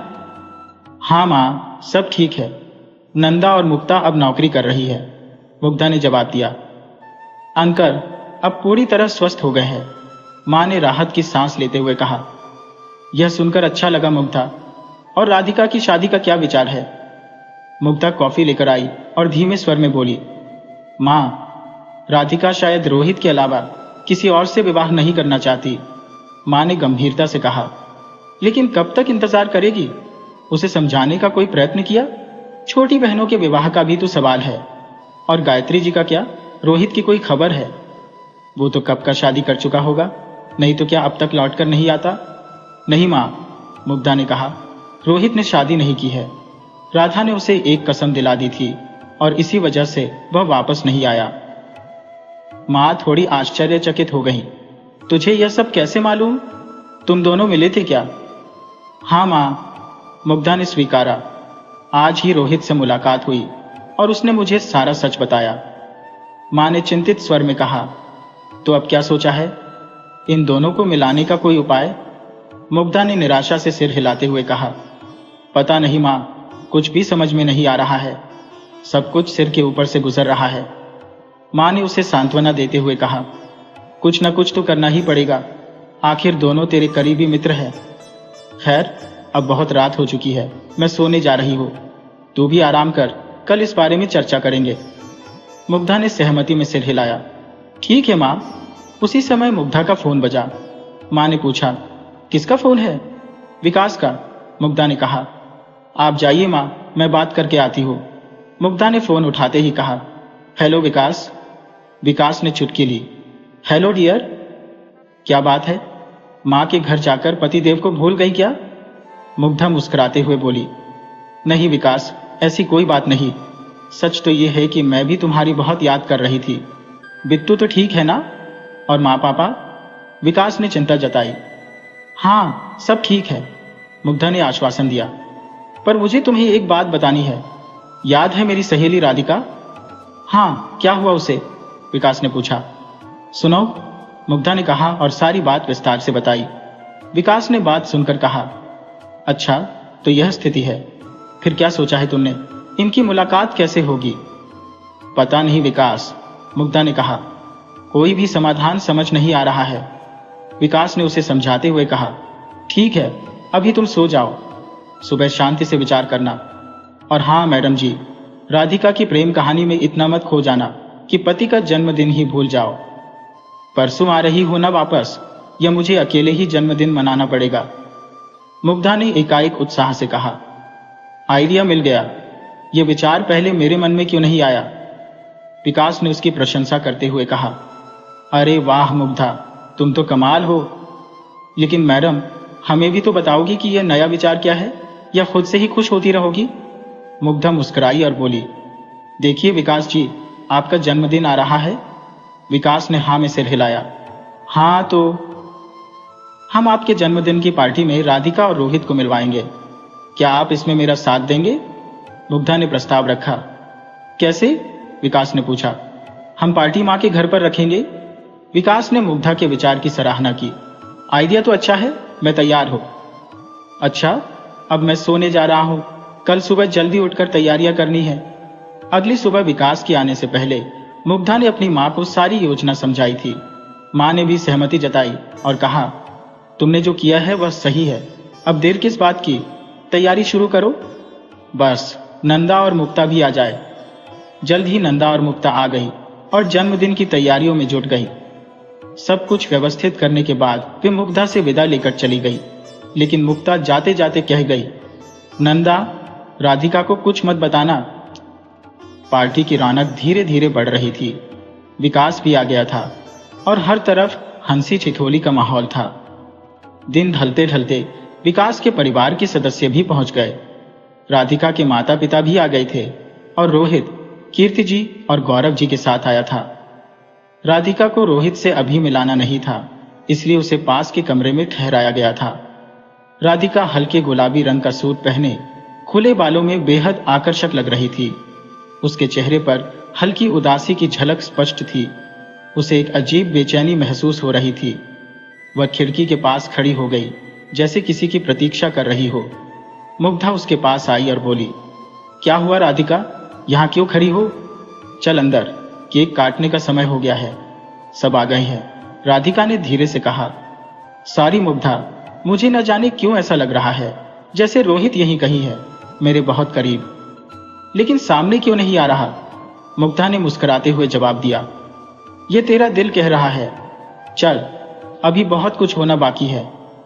राधिका अपने आप में कहीं खोई हुई बैठी थी, जबकि सभी लोग विकास को जन्मदिन की शुभकामनाएं देने में व्यस्त थे। विकास ने मजाकिया अंदाज में कहा, क्या हुआ साली साहिबा, मुझसे नाराज हो क्या? राधिका ने चौंक कर कहा, नहीं जीजू, आप ऐसा कैसे सोच सकते हैं? विकास ने हंसते हुए कहा, फिर भी तुम्हारे मुंह से तो अब तक शुभकामनाएं नहीं सुनी। राधिका ने धीरे से मुस्कुराते हुए जवाब दिया, माफ करना जीजा जी, मेरा ध्यान कहीं और था। बहुत बहुत शुभकामनाएं आपको। उसके मन में बेचैनी बढ़ती जा रही थी, जैसे कहीं न कहीं रोहित की उपस्थिति का एहसास हो रहा हो। तभी अचानक लाइट्स बंद हो गईं और एकमात्र गोल लाइट राधिका के ऊपर चमकने लगी। मुग्धा ने रोहित को अंदर लाकर खड़ा कर दिया, लेकिन अंधेरे की वजह से राधिका उसे देख नहीं पाई। राधिका की आंखों में आंसू छलकने लगे। तभी एक परिचित आवाज गूंजी, तेरी आंखों में आंसू मुझे बिल्कुल भी अच्छे नहीं लगते। राधिका के कानों ने तुरंत आवाज पहचानी, ये तो रोहित की आवाज है। उसने इधर उधर देखा, लेकिन अंधेरे में कुछ नजर नहीं आया। तभी रोहित उसके करीब आया और घुटने पर बैठकर कहा, Radhika, will you marry me? उसी क्षण लाइट्स अचानक से जगमगा उठी। राधिका स्तब्ध होकर रोहित को देखती रही। उसकी आंखें कुछ कह रही थी, पर शब्द बाहर नहीं निकल पा रहे थे। तभी चंचल नंदा ने पास आकर चुटकी ली, दीदी हाँ कर दो, वरना मैं अपना हाथ आगे बढ़ा दूंगी। राधिका ने लजाते हुए अपना हाथ आगे कर दिया और रोहित ने उसे अंगूठी पहना दी। आसपास खुशी और तालियों की गूंज सुनाई देने लगी। राधिका और रोहित ने सभी बड़ों के चरण छूकर उनका आशीर्वाद लिया। राधिका मुग्धा के गले लग गई और कहा, थैंक यू मुग्धा, मुझे मेरी जिंदगी से मिलाने के लिए। गायत्री जी ने भी उन्हें दिल से आशीर्वाद दिया। कुछ समय बाद शुभ मुहूर्त में राधिका और रोहित का विवाह संपन्न हुआ। विवाह के बाद राधिका दुल्हन बनकर कीर्ति और गौरव के साथ रोहित के घर में आकर रहने लगी। इस तरह राधिका ने अपने सारे कर्तव्यों का निर्वाह किया और अंततः उसके सच्चे प्रेम की जीत हुई।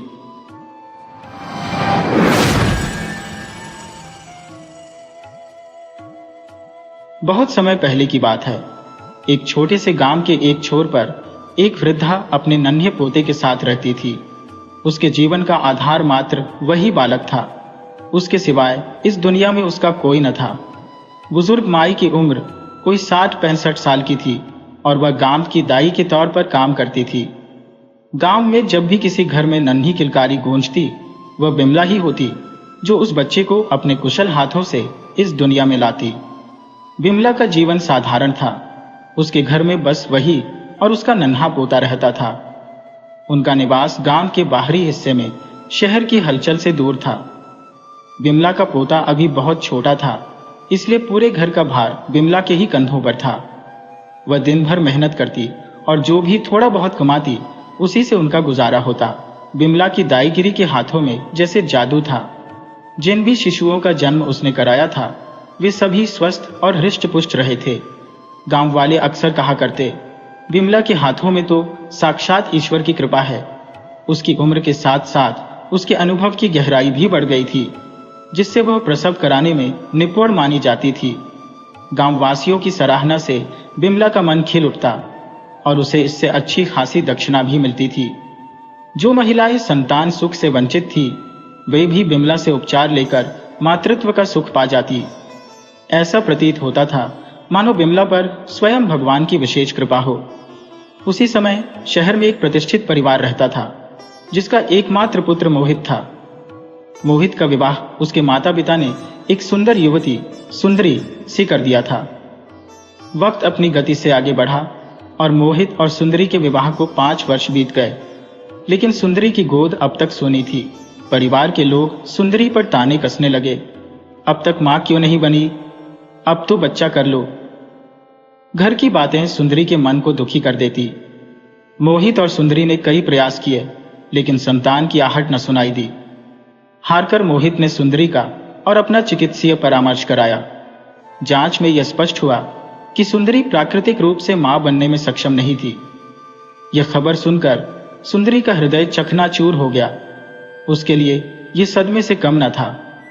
उसने कई रातें आंसुओं में बिताई, क्योंकि मातृत्व से वंचित रहना उसे जीवन के एक बड़े अभाव जैसा प्रतीत होता था। मोहित ने सुंदरी को हिम्मत दी। तुम मां बन सकती हो, बस जरूरत है उचित इलाज और धैर्य की। हर छुट्टी के दिन मोहित सुंदरी को एक नए चिकित्सक के पास ले जाता। कोई उन्हें नई दवा देकर उम्मीद बंधाता, तो कोई साफ शब्दों में कह देता कि सुंदरी मां नहीं बन सकती। मोहित ने दिल्ली के नामी डॉक्टरों से भी सलाह ली और इलाज करवाया, परंतु सुंदरी की सोनी गोद अब भी भरी न जा सकी। अब सुंदरी की हालत निरंतर बिगड़ती जा रही थी। वह उदासी के सागर में डूबी हुई नजर आती थी। हर स्त्री का एक सबसे बड़ा स्वप्न होता है, मां बनने का, और सुंदरी का यह सपना बिखर चुका था। जितने भी प्रयत्न उसने और मोहित ने किए, सभी व्यर्थ साबित हुए। उसका चेहरा उदासी की छाया से ढका रहता और घर के लोग भी तानों की बौछार से उसे आहत कर देते। मोहित भी पत्नी की व्यथा देखकर अंदर से टूटने लगा था। एक दिन अत्यधिक निराशा में डूबी सुंदरी ने सुबह से एक दाना तक नहीं खाया। वह अपने कमरे में दरवाजा बंद करके यूं ही पड़ी रही। संध्या के समय उसकी बेचैनी बढ़ गई और वह उठकर पड़ोस की औरतों के बीच जा बैठी, जहां महिलाएं बिमला दाई की चर्चा कर रही थी। शुरुआत में सुंदरी ने उन बातों पर कोई ध्यान नहीं दिया, लेकिन जब एक महिला दूसरी से कहने लगी, बहन तुम्हें पता है वह बिमला दाई कितनी सिद्धहस्त है। हमारे गांव की एक महिला जिसे 8 साल तक संतान नहीं हुई, उसके यहां भी खुशियों की किलकारी गूंजी है। सबने उसे निराश कर दिया था, पर बिमला ने ऐसी दवा दी कि वह अब मां बनने वाली है। यह सुनकर सुंदरी के मन में एक आशा की किरण जाग उठी और वह तुरंत बोली, मुझे भी बिमला दाई के घर का पता बताओ, मुझे उनसे मिलना है। सुंदरी की जिज्ञासा पर उस महिला ने बताया, शहर से थोड़ा आगे जो पुराना पीपल का पेड़ है, उसके दाहिनी ओर एक कच्चा रास्ता जाता है। उसी राह पर थोड़ी दूर चलने पर बिमला दाई का घर मिलेगा। उस जानकारी के साथ सुंदरी घर लौट आई और मोहित के आने की बेसब्री से प्रतीक्षा करने लगी। शाम को जब घड़ी ने 5 बजाए, मोहित घर आया ही था कि सुंदरी फौरन उसके पास पहुंची और बिमला दाई के बारे में बताने लगी। उसने कहा, मोहित, मैं तुम्हारी ही राह देख रही थी। मोहित ने चिंतित होकर पूछा, क्या हुआ सुंदरी? तुम्हारी तबीयत तो ठीक है? सुंदरी ने मुस्कुराते हुए जवाब दिया, हाँ, मैं बिल्कुल ठीक हूं। आज दोपहर में बाहर चली गई थी। बाहर मोहल्ले की औरतें एक बिमला दाई के बारे में बातें कर रही थी। वो कह रही थी कि अगर कोई संतान सुख से वंचित है तो बिमला दाई की दी हुई औषधि से उसे अवश्य संतान मिलती है।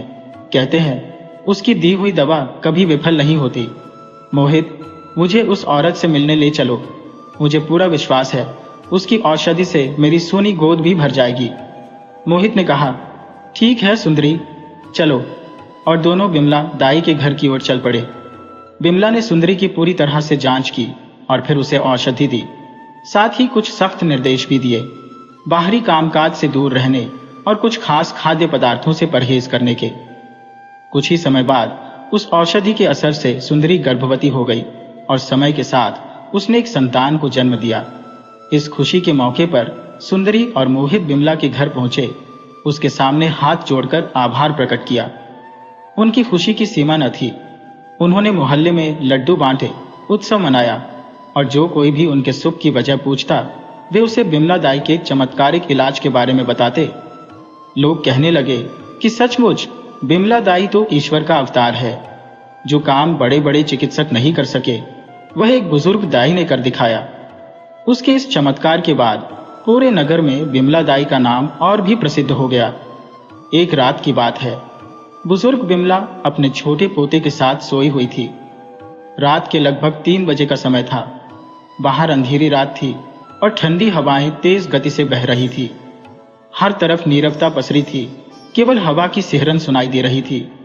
बिमला और उसका नन्हा पोता गहरी नींद में सोए हुए थे। अचानक दरवाजे पर कोई जोर जोर से खटखटाने लगा। वह आवाज इतनी तीव्र थी कि बिमला की गहरी नींद टूट गई। पहले उसने सोचा कि शायद तेज हवा की वजह से दरवाजा खटका होगा, लेकिन जब खटखटाने की आवाजें फिर से आई तो उसे समझ आ गया कि बाहर कोई खड़ा है। बिमला ने घड़ी की ओर देखा। घड़ी रात के 3 बजा रही थी। दरवाजे की लगातार खटखटाहट ने उसके पोते को भी जगा दिया था। उसने बाहर आवाज लगाई, कौन है बाहर? तभी बाहर से आवाज आई, दाई माँ, जल्दी दरवाजा खोलो, मेरी पत्नी को प्रसव पीड़ा हो रही है, मैं आपको बुलाने आया हूं। बिमला ने गहरी सांस ली और दरवाजे की ओर बढ़ी। उसे पता था कि वह एक दाई है जिसका कर्तव्य है नवजीवन को इस संसार में लाना। उसका मानना था कि यह न सिर्फ उसका काम है बल्कि उसका धर्म भी। दरवाजा खोलते ही उसने देखा कि एक आदमी हाथ जोड़कर उसके सामने खड़ा है। उसकी आंखों में कृतज्ञता और याचना का मिला जुला भाव था। जैसे ही बिमला ने दरवाजा खोला, सामने खड़ा वह व्यक्ति उसकी ओर देख विनम्रता से निवेदन करने लगा, दाई माँ, कृपया मेरे साथ चलिए, मेरी पत्नी प्रसव पीड़ा में है, मैं आपको लेने आया हूं। बिमला ने उस आदमी को ध्यान से देखा और प्रश्न किया, भाई, तुम कौन हो और मुझे क्यों बुलाने आए हो? उस व्यक्ति ने गहरी चिंता से कहा, दाई माँ, मेरी पत्नी की हालत गंभीर है, वह प्रसव पीड़ा से कराह रही है, कृपया आप जल्दी से मेरे साथ चलिए। उसकी वेदना सुनकर बिमला ने कहा, ठीक है, रुको, मैं अपना झोला लेकर आती हूँ। बिमला तुरंत घर के भीतर गई और अपने छोटे पोते से बोली, बेटा, मुझे अभी जाना होगा, एक औरत को मदद की आवश्यकता है, तुम अंदर से दरवाजे की कुंडी लगा लेना, मैं जल्दी लौटूंगी। अगर कोई आहट हो या दरवाजे पर दस्तक हो तो मत खोलना। यह कहकर उसने पोते को समझा दिया और अपना झोला लेकर बाहर आई। उसका पोता दरवाजा अंदर से बंद कर सो गया और बिमला उस व्यक्ति के साथ चल पड़ी। वे दोनों जंगल की ओर बढ़ते गए जहां वह आदमी बिमला को ले जा रहा था। गहरे और घने जंगलों में चलते हुए बिमला ने थकान से रुकते हुए पूछा, अरे भाई, और कितनी दूर चलना होगा? मैं तो थक गई हूं, तुम्हारा घर कितनी दूर है? वह आदमी बिमला की तरफ देखते हुए बोला, बस दाई माँ, थोड़ा और चलना है। मुझे मालूम है कि आपके लिए यह रास्ता कठिन है, पर मुझसे भी आपको जल्दी पहुंचाने में असमर्थ हो। बिमला ने हंसते हुए जवाब दिया, बेटा, उम्र के साथ शरीर भी कमजोर पड़ जाता है, जवानी जैसी फुर्ती अब कहाँ, ये बूढ़ी हड्डियां अब जल्दी नहीं चल पाती। बिमला की हंसी सुनकर वह आदमी भी मुस्कुरा उठा और धीरे धीरे अपने आप से बुदबुदाया, क्या करे माँ जी, मैं भी मजबूर हूं, वरना आपको पलक झपकते ही घर पहुंचा देता। बिमला को उसकी फुसफुसाहट सुनाई दी और उसने संदेहपूर्वक पूछा, क्या कहा तुमने? उस आदमी ने झेंपते हुए कहा, कुछ नहीं माँ जी, मैंने कुछ नहीं कहा, बस अपनी पत्नी की हालत को लेकर चिंतित हो, वही सोच रहा था। बिमला ने उसे सांत्वना देते हुए कहा, चिंता मत करो बेटा, मैं तुम्हारे साथ चल रही हूं, सब ठीक होगा। आखिरकार जंगल के भीतर लंबे सफर के बाद वे उस व्यक्ति के घर पहुंच गए। घर के सामने पहुंचते ही उस व्यक्ति ने राहत की सांस लेते हुए कहा, दाई माँ, बातों में कब सफर कट गया, पता ही नहीं चला। बिमला ने मुस्कुराते हुए जवाब दिया, हाँ, सही कह रहे हो बेटा। आदमी ने घर का दरवाजा खोला और बिमला से आग्रह किया, मां जी, कृपया अंदर आइए, मेरी पत्नी इंतजार कर रही है। बिमला बिना समय गंवाए भीतर चली गई। बिमला ने जैसे ही उस घर के भीतर कदम रखा, उसकी नजरें हैरत में डूब गईं। ऐसा आश्चर्यजनक घर उसने अपनी 60-65 साल की उम्र में पहली बार देखा था। चारों ओर दीवारों पर जड़े चमचमाते पत्थर, जो बिन लाइट के भी किसी सूर्य किरण से ज्यादा उजाला बिखेर रहे थे। उस चकाचौंध की चमक आंखों में ऐसे चुभ रही थी मानो दिन के उजाले में सीधे सूरज को देख लिया हो। बाहर घना अंधकार था, पर भीतर का आलोक मानो प्रातः काल की पहली किरणें कमरे में समा गई हो। बिमला की स्तब्ध आंखें जैसे दृश्य को देखकर फैल गईं। उसकी यह हैरानी देख वह आदमी हंसते हुए बोला, माँ जी, इतनी आश्चर्यचकित मत हो, ये रोशनी असल में दीवारों में फिट की गई लाइट से है। उसकी बात सुनकर बिमला ने राहत की सांस ली और हल्की मुस्कान के साथ बोली, ओह, समझ गई बेटा, मैं तो सचमुच भयभीत हो गई थी तुम्हारे घर को देखकर। उस आदमी ने जिज्ञासावश पूछा, क्यों माँ जी? बिमला ने हंसते हुए जवाब दिया, तुम्हारा घर तो मानो जादुई महल जैसा लगता है, ऐसा तो मैंने सिर्फ किस्सों में ही सुना था। बिमला की बात सुनकर वह व्यक्ति ठहाका मारकर हंस पड़ा और उसे अपनी पत्नी के कमरे की ओर ले गया। आइए माँ जी, मेरी पत्नी उस तरफ है। बिमला उसके पीछे पीछे चलती हुई कमरे में पहुंची। कमरे में प्रवेश करते ही उसने देखा एक अत्यंत सुंदर महिला दर्द से तड़प रही थी और उसके पास कोई सहारा न था। बिमला ने जल्दी से उस आदमी से कहा, बेटा जरा गर्म पानी तो लेकर आओ, और फिर वह उस महिला के पास चली गई। कुछ समय बाद कमरे से एक नन्ही सी किलकारी गूंज उठी। बाहर खड़ा व्यक्ति तुरंत दरवाजे के पास आ गया और उसने देखा बिमला ने अपनी गोद में एक सुंदर स्वस्थ बच्चे को थामा हुआ था जो जोर जोर से रो रहा था। नवजात का चेहरा देखते ही उस व्यक्ति के चेहरे पर एक अनमोल खुशी छलक पड़ी। उसने लपक कर बच्चे को बिमला के हाथों से ले लिया और उसे अपनी गोद में प्यार से झुलाने लगा। वह क्षणों के लिए इतना तन्मय हो गया कि न उसने बच्चे की मां की सुध ली और ना ही उसे इस दुनिया में लाने वाली बिमला दाई की। वह जैसे कुछ पल के लिए अपने आसपास की वास्तविकता से बेखबर हो गया था। उसके लिए बस वह नन्हा बालक ही संसार बन गया था। बिमला दाई चुपचाप एक ओर खड़ी इस दृश्य को शांतिपूर्वक देख रही थी, बिना किसी शब्द के, बस मौन में डूबी हुई। फिर अचानक बच्चे को प्यार करते करते उसका ध्यान कमरे में बिस्तर की ओर गया, जहां उसकी पत्नी मुस्कुराते हुए उसे निहार रही थी। उसकी आंखों में कृतज्ञता और स्नेह की अनगिनत कहानियां थी, जो बिना बोले ही बहुत कुछ कह रही थी। एक पिता जो अपने नवजात बेटे के आगमन पर अपनी पत्नी तक को भूल बैठा था, अचानक जब उसकी नजर पत्नी की ओर गई तो वह दौड़कर उसके पास पहुंचा। उसने अपने होठों से उसका माथा छूते हुए कहा, शुक्रिया, बहुत बहुत धन्यवाद तुम्हारा। उसकी पत्नी ने नजरें उठाकर इशारा किया, देखिए बिमला दाई की तरफ। जब उसने बिमला दाई मां की ओर देखा तो उसका चेहरा एकदम गंभीर हो गया। उसके हर्षित चेहरे से मुस्कान मानो उड़ गई और वह चुपचाप खड़ा रह गया। उसकी नजरें बिमला के चेहरे पर टिकी जो सफेद पड़ गया था। बिमला का चेहरा ऐसे भय में डूबा था जैसे उसने स्वयं मृत्यु का सामना कर लिया हो। उसका पूरा शरीर कंपा रहा था। बिमला की आंखें बार बार उस बच्चे के उल्टे पैरों पर जा ठहरती थी और उसकी उंगलियां घबराहट में माथे के पसीने को चुन्नी से पोंछती जा रही थी। अब वह व्यक्ति समझ गया था कि बिमला के सामने कोई रहस्य छुपाने का प्रयास व्यर्थ है। उसने जान लिया था कि बिमला दाई को बच्चे की वास्तविकता का आभास हो चुका है। जिस बच्चे को उसकी पत्नी ने जन्म दिया था उसके पैर साधारण नहीं थे। बिमला का बार बार उस विचित्रता की ओर देखना इस बात का प्रमाण था कि वह जान चुकी थी कि यह बच्चा साधारण इंसान का नहीं है। यह सारा दृश्य देखकर वह व्यक्ति अपने असली रूप में प्रकट हो गया। अब यह स्पष्ट था कि वह और उसकी पत्नी साधारण मनुष्य नहीं थे। वे तो जिन्न थे जो अपने बच्चे के जन्म के लिए बिमला की सहायता चाहते थे, क्योंकि बिमला से बेहतर दाई उन्हें कहीं नहीं मिली थी। जिन्न ने बिमला के चेहरे की दहशत भांप ली और कहा, चलो तुम्हें घर वापस छोड़ आते हैं। उसकी पत्नी ने कहा, इनके काम का कुछ तो इनाम दिया जाना चाहिए। जिन्न मुस्कुराते हुए बोला, हाँ बिल्कुल। उसने बिमला से कहा, अपनी झोली आगे करो। बिमला ने कांपती आवाज में कहा, नहीं, मुझे कुछ नहीं चाहिए। जिन्न ने दृढ़ स्वर में कहा, हम किसी का उपकार नहीं लेते, ये तुम्हें लेना ही पड़ेगा। डरी सहमी बिमला ने अपनी झोली आगे बढ़ाई और जिन्न ने उसमें कोयले भर दिए। यह देखकर बिमला के भीतर डर और भी गहराने लगा और वह वहां से भागने की कोशिश करने लगी। जिन्न ने उसे धमकाते हुए कहा, भागो मत, वरना अंजाम अच्छा नहीं होगा। बिमला उसकी बात सुनकर ठिठक गई और वहीं रुक गई।